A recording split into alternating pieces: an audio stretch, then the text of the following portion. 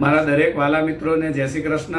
મારું નામ કમલેશ દવે, સામવેદ આચાર્ય, સુરત, ગુજરાતથી। મિત્રો, હનુમાન જયંતિ આવી રહી છે ને હનુમાન જયંતિના દિવસે ખાસ આપણે પૂજા કરવાની છે। કઈ પૂજા કરવાની છે આપણે જાણી લઈશું। એ પૂજા કરવાથી તમારા જીવનની અંદર, પરિવારની અંદર, બિઝનેસની અંદર જે પણ સંકટો હશે એ મિત્રો જલ્દીથી દૂર થઈ જશે। તો આપણે હનુમાનજી દિવસે શું કરવાનું છે? તો હનુમાનજીના દિવસે સાંજે આપણે સૂર્યાસ્ત હોય એ સમયે હનુમાનજીના મંદિરમાં જવાનું, હનુમાનજીની સામે બેસી એક હનુમાન ચાલીસાનો પાઠ કરવાનો છે અને તેલ અને સિંદૂર હનુમાનજીના ચરણોમાંથી લઈ અને આપણા કપાળમાં લગાવવાનું છે અને લગાવતી વખતે બોલવાનું છે ઓમ હમ હનુમંતાય નમઃ। આ મંત્ર બોલી 3 વખત અને સિંદૂર તમારે તિલક કરવાનું છે।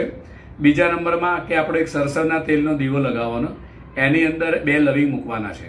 11 અથવા 21 લવિંગની માળા એ હનુમાનજીના ગળામાં તમારે પહેરાવવાની છે।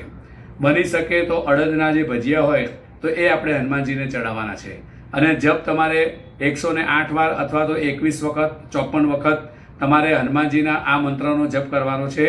લાલ દેહ લાલી લસે અર્ધુર લાલ લંગુર, વજ્ર દેહ દા નવદલન, જય જય જય કપિસુર। જો મિત્રો આ વિડીયાની અંદર મંત્ર હું બોલું છું, તમે આ વિડીયાને સેવ કરી લેજો અને સેવ કરીને આ મંત્ર ચોક્કસ તમે બોલજો। જો કદાચ ન તમને ભાવે તો હનુમાનજીનો જે પણ તમને મંત્ર અથવા તો ઓમ હમ હનુમંતાય નમઃ એ તમારે એક માળા અથવા 21 વાર 54 વાર એનો જપ કરવાનો છે। તો ચોક્કસ 100% તમારા જે વિઘ્નો ઉભેલા હશે, જે સંકટો હશે એ જલ્દીથી દૂર થઈ જશે અને હનુમાનજી મહારાજની કૃપા રહેશે, કારણ કે હનુમાનજી એ જીવતા અને જાગતા દેવ છે।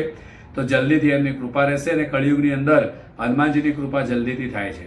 મિત્રો, તો કોમેન્ટની અંદર જય હનુમાન અથવા જય શ્રી રામ લખી લેજો। જો વિડીયો સારો લાગે તો સબસ્ક્રાઈબ કરજો, શેર કરજો અને આગળ મોકલતા રહેજો।